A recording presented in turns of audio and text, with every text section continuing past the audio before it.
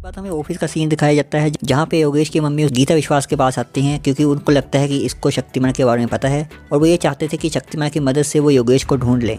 और फिर गंगाधर योगेश की फ़ोटो देख के पहचान लेता है कि अरे ये तो वही बच्चा है जो मैंने ऊपर रखा था। और फिर हमें वही सुरेंशियों की लैब दिखाई जाती है जहाँ पे वो योगेश का ख्याल रख रहे थे और योगेश को होश आने लगता है और वो उठ के पूछता है कि आखिर मैं कहाँ हूँ। कुछ जो गार्ड होते हैं वो बोलते हैं कि हम तुम्हारे दोस्त हैं, तुम्हारे अंदर ऐसे ऐसी शक्तियाँ आ गई हैं इसलिए हमने तुमको यहाँ रखे हैं।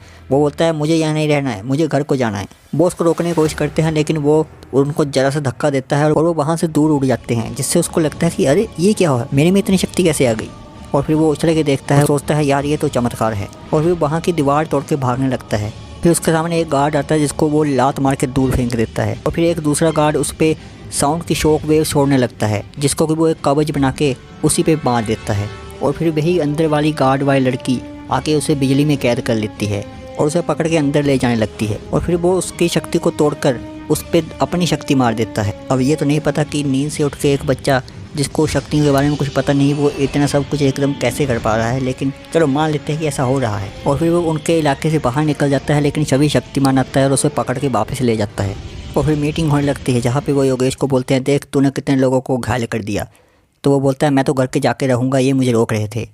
और फिर सूर्यवंशी उसे समझाने लगता है कि तेरे अंदर शक्ति आ गई है पाप वाली बेटा, तुझे यहीं रहना पड़ेगा, आप थोड़ा यही रहो, अपनी शक्ति को सीखो, फिर आप घर चले जाना। लेकिन वो बोलता है अपने को कुछ नहीं पता, मेरे को घर में जाना है, मुझे मम्मी से मिलना है। तो शक्तिमान उनको कन्विंस करने की कोशिश करता है कि देखो ये शक्तियाँ इसकी मर्जी से इसको नहीं मिली हैं तो हम इसकी आज़ादी क्यों छीनें। शक्तिमान अपनी गारंटी पे योगेश को वापस उसकी मम्मी के पास छोड़ देता है ये बोल के कि तू अपनी शक्तियों का प्रदर्शन कभी भी नहीं करेगा। और शक्तिमान फिर वो टाटा बाय करके वहाँ से निकल जाता है। और तभी योगेश के घर के एक और कोने में हमें किलविश दिखाई देता है जो कि ये बोल रहा होता है कि अच्छा कि जो तू योगेश को इस समाज में वापस लेके आ गया क्योंकि अब अंधेरा इस पे आराम से कब्जा कर सकता है। फिर हमें दिखाया जाता है योगेश एक रेस्टोरेंट में बैठा होता है, वहाँ पे एक बुक रखी होती है जिसमें एक जोकर सा बना होता है और फिर किलविश उसी जोकर का फेस लेकर वहाँ योगेश से दोस्ती करने के लिए आ जाता है और उसे भड़काने लगता है कि उसने तुझे तेरी शक्तियाँ इस्तेमाल करने से क्यों रोका।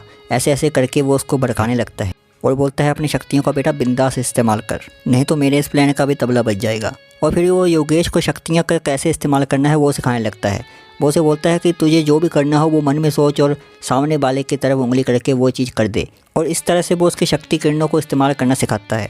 और फिर किलविश उसके मन में मज़े मज़े वाला बीज बोल कर वहाँ से निकल जाता है।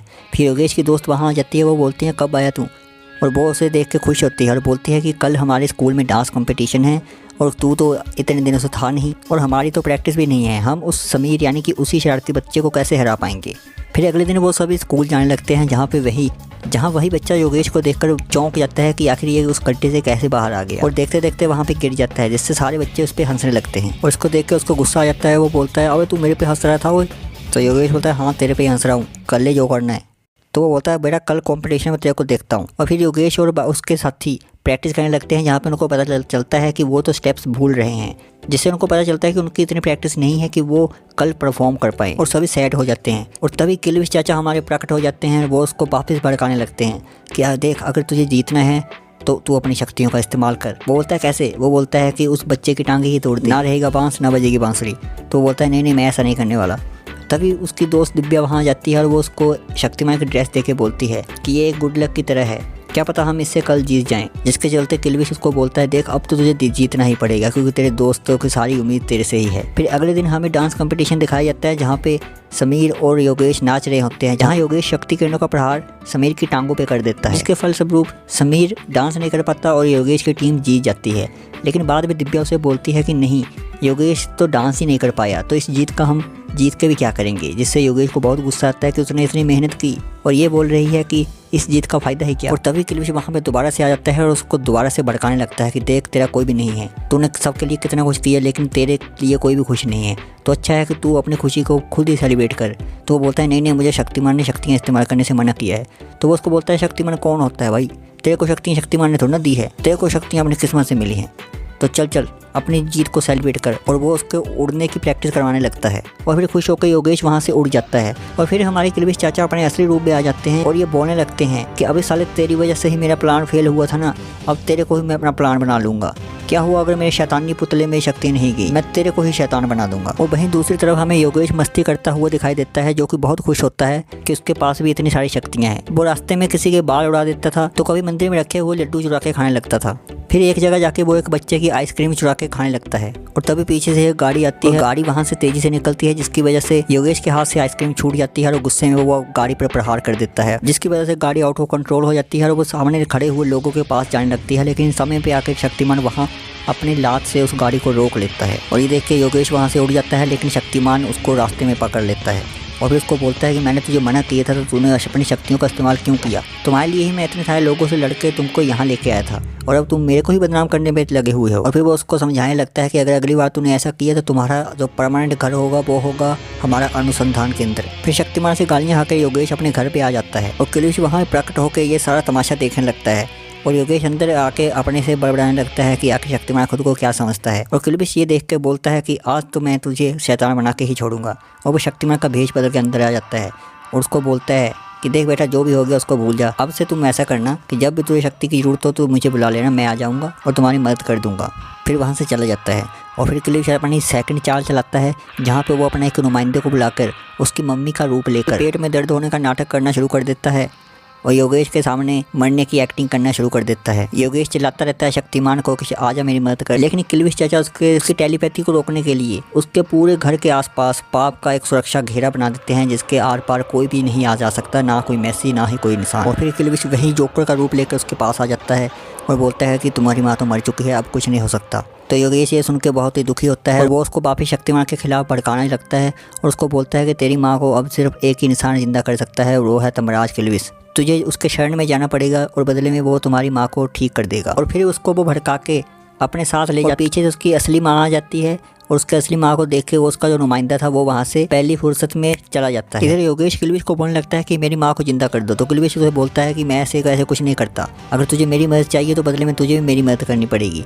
और फिर उसको वो बोलता है कि अगर मैं तेरी माँ को जिंदा कर दूँ तो बदले में तुझे अपनी शक्तियों का इस्तेमाल मेरे लिए करना पड़ेगा। और गुस्से और दुख में वो भड़का हुआ योगेश उसकी बात मान जाता है और किल्विश अपने पाप पुंज का इस्तेमाल करके उसके अंदर छुपे हुए गुस्से को अपना हथियार बनाकर उसे अपने वश में कर लेता है, यानी कि उसे टोटली भ्रष्ट कर देता है और उसके पूरे कपड़े काले पड़ जाते हैं। किल्विश उसे बोलता है कि तुझे डॉक्टर जैकोर के द्वारा बनाया गया ये भूकंपा यंत्र पृथ्वी के कोर में लेके जाना होगा, क्योंकि शक्तिमान के अलावा तू ही वहाँ पे जा सकता है, जो कि एक बहुत ही बढ़िया मजाक था जो कि किल्विश के द्वारा किया गया था। क्योंकि किल्विश खुद हर जगह जाने के लिए सक्षम है, उसको ना ही अपने शरीर की जरूरत है ना किसी और की चीज़ की जरूरत है। लेकिन ऐसा हो सकता है कि ये किल्विश का एक मास्टर प्लान था जिससे वो योगेश की पावर को देखना चाहता था। फिर डॉक्टर जैकोर उसे समझाने लगता है कि जहाँ पे तुझे शक्ति मिली थी उसी गुफा में एक दरार है जो कि सीधा पृथ्वी के कोर पे जाती है, वहाँ पे ले जाकर तुझे इसे फिट करना होगा। और जाते जाते वो उसे बोलता है शक्तिमान भी रास्ते में आए तो देख लेना। वो बोलता है हाँ हाँ, और अंधेरा कायम रहे कह के वहाँ से निकल जाता है। और फिर सीन शिफ्ट होता है और हमें दिखाया जाता है कि गंगाधर मार्केट से घर की ओर जा रहा था, लेकिन गंगाधर ये सेंस कर लेता है कि कोई बहुत ही तेज चीज ऊपर से उड़ के गई है और उसके हाथ में वही यंत्र है। और फिर वो वहाँ से शक्तिमान बन के योगेश के पीछे चला जाता है और रास्ते में उसे पकड़ लेता है और उसे बोलता है तो पाप ने तुझे अपने कब्जे में कर ही लिया। तो वो उसे बोलता है हाँ कर लिया। बोलता है क्योंकि अब से पाप ही मेरा करता धरता है, तू तो धोखेबाज निकला, तुझे मैं बुलाता रहा लेकिन तू आया नहीं। तो शक्तिमान बोलता है ये कब हुआ, लेकिन योगेश उसकी एक नहीं सुनता और बोलता है मैं तो यहाँ से जाके ही रहूँगा। और शक्तिमान बोलता है मैं तुझे ऐसा नहीं करने दूंगा, इस यंत्र को तू कहीं भी लेकर नहीं जा सकता। और फिर योगेश वहाँ से जाने लगता है और शक्तिमान अपनी शक्ति किरणों से उसे जकड़ लेता है, लेकिन योगेश उसे तोड़ देता है। शक्तिमान उसे फिर से जकड़ लेता है, भूकंपा पे हमला करके भूकंपा को उसके हाथ से छुड़ा देता है। फिर वो कुछ और शक्ति प्रहार उस पर करता है जिससे कि वो योगेश बच जाता है और फिर वो उसको वापस से शक्ति किरणों में जकड़ लेता है। और इस बार योगेश नहीं छूट पाता और उसे समझ में आ जाता है कि बाप बाप होता है और बच्चा बच्चा होता है। लेकिन तभी हमारे बूढ़े किल्विश की एंट्री होती है और वो शक्तिमान को ही अपने किरणों में जकड़ लेता है। किल्विश को आए देख योगेश के हौसले बुलंद हो जाते हैं और वो शक्तिमान की किरणों को तोड़कर भूकंपा को लेकर वहाँ से निकलने लगता है। लेकिन शक्तिमान उस किरणों को तोड़ के उसके पीछे जाने लगता है। दोनों ही बहुत ही रफ्तार से आगे बढ़ रहे थे। योगेश उस गुहा से होते हुए उस गुहा को तोड़ते हुए अर्थ के कोर तक जाने लगता है और शक्तिमान भी उससे पीछा करते करते उसे रास्ते में पकड़ लेता है और टांग से खींच लेता है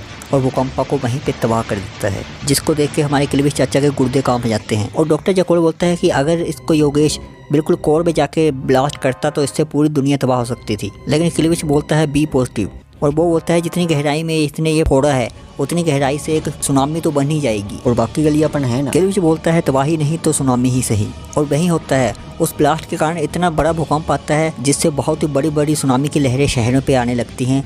लोग डर जाते हैं। गीता के ऑफिस वाले लोग भी वहाँ से डर के भागने लगते हैं, लेकिन गीता उनको समझाती है कि हमारा काम रिपोर्टिंग करना है, शक्तिमान सारी सिचुएशन को संभाल लेगा। पूरे शहर में हड़बड़ाहट बच जाती है। फिर हमें सीन दिखाया जाता है कि शक्तिमान ने योगेश को पकड़ लिया है और योगेश बेहोश हो चुका है।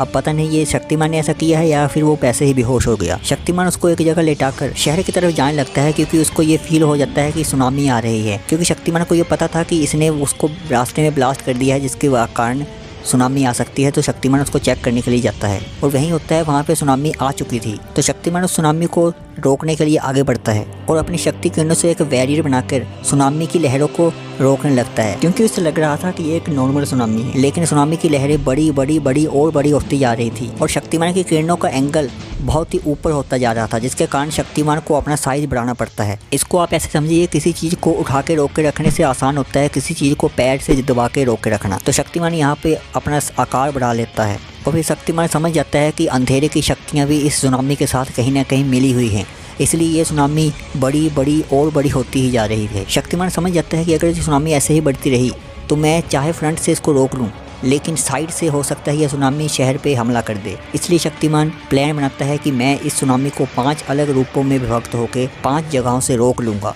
क्योंकि वो समझ चुका था कि ये सुनामी में कहीं ना कहीं अंधेरे की शक्ति भी मिली हुई है, इसलिए इस सुनामी का साइज बढ़ता ही जा रहा है। और फिर शक्तिमान ऐसा ही करता है, अपनी कुंडलिनी जागृत करके अपने 5 एलिमेंट के शरीर में विभक्त हो जाता है और 5 अलग अलग एंगल से सुनामी को रोकने लगता है। जल शरीर के इस्तेमाल से वो पूरे के पूरे समुद्र के पानी को अपने अंदर भर लेता है और वहीं दूसरी साइड हवा वाले शरीर से वो सुनामी के पानी को पीछे धकेल के रखता है। भूमि वाला शरीर अपने आगे एक इतनी बड़ी चट्टान खड़ी कर देता है कि पानी आगे शहर तक पहुंच ही ना पाए। फायर वाला शरीर समुद्र को भाप बना के हवा में उड़ा देता है और वही बादल वाला शरीर समुद्र के पानी को बादल में इकट्ठा करके हवा में भी ऊपर बादल बना के भेज देता है। चारों शरीरों का ये मकसद था कि जल वाले शरीर को ज़्यादा से ज़्यादा टाइम मिले ताकि वो ज़्यादा से ज़्यादा पानी को अपने अंदर सोख के उसे वापस से समुद्र में भेज सके और जल शरीर से पूरे के पूरे सुनामी के पानी को अपने अंदर भरने लगता है। लेकिन क्योंकि पानी बहुत ही क्विंटिलियन टन्स में था, इसलिए शक्तिमान उस भार से लड़खड़ाने लगता है और जल शरीर को लड़खड़ाते हुए देख लोगों का हौसला भी लड़खड़ाने लगता है। उनको लगता है आज तो समाधि इधर ही बन के रहेगी। लेकिन इस चीज़ को शक्तिमान के बाकी 4 शरीर भी नोटिस कर लेते हैं और वो अपनी शक्ति देके उसको हर साइड से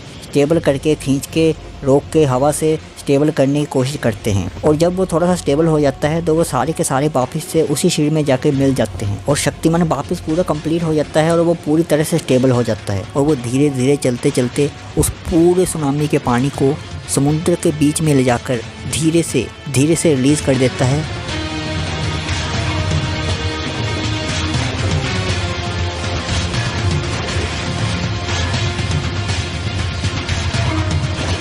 जिससे पूरे का पूरा समुद्र का पानी शांत हो जाता है और फिर शक्तिमान वापस आ जाता है। लोग बहुत खुश हो जाते हैं कि आखिरकार शक्तिमान ने हमें बचा लिया। और फिर शक्तिमान वापस उसी जगह पे आ जाता है जहाँ पे योगेश को उसने बेहोशी की हालत में लेटा के रखा था और फिर शक्तिमान अपने पुण्य मणि की शक्ति से उसके अंदर छिपी हुई पाप मणि के पूरे प्रभाव को नष्ट कर देता है और उसे वापस नॉर्मल कर देता है और फिर उसे उठा लेता है और बोलता है कि अपन तुझे तुम्हारी शक्तियों का सही इस्तेमाल करना सिखाएगा। और योगेश के अंदर से नष्ट हुआ पाप एक शक्ल ले लेता है और शक्तिमान को बोलता है कि शक्तिमान अब्बा हमारे हारमोनियम में जाते थे, मैं तुझे इस लड़के को नहीं ले जाने दूंगा। और शक्तिमान उसको देख के बोलता है अबे साले तभी मेरा माफ करना, गुस्से में इधर उधर निकल जाता हूँ और उस पे शक्ति किरणों के प्रहार से उसको तबाह कर देता है। और फिर शक्तिमान वहाँ से योगेश को लेकर जाने लगता है और यहाँ पे मूवी खत्म हो जाती है। और उसके अलावा जो लोग पूछते हैं कि आखिर इस मूवी को कहाँ से देखें, तो देखो मेरे भाई, इस मूवी को आप कहीं भी नहीं दे सकते क्योंकि इस मूवी को पोगो के ऊपर टेलीकास्ट किया गया था, तो इसके राइट्स पोगो के पास और श्री मुकेश खन्ना जी के पास ही हैं। वही जाने इस मूवी को कब कहाँ पे कैसे रिलीज़ करेंगे। तो आप इधर उधर से जो रिकॉर्डेड वीडियो हैं वही आप देख सकते हैं। मैं भी वही वीडियोस इस्तेमाल कर रहा हूँ क्योंकि कुछ ना होने से कुछ होना ही अच्छा होता है। उम्मीद है आपको ये एक्सप्लेनेशन पसंद आई होगी। वीडियो अच्छी लगी हो तो इस चैनल को सब्सक्राइब करें। मिलते हैं अगली वीडियो, तब तक के लिए अंधेरा कायम रहे।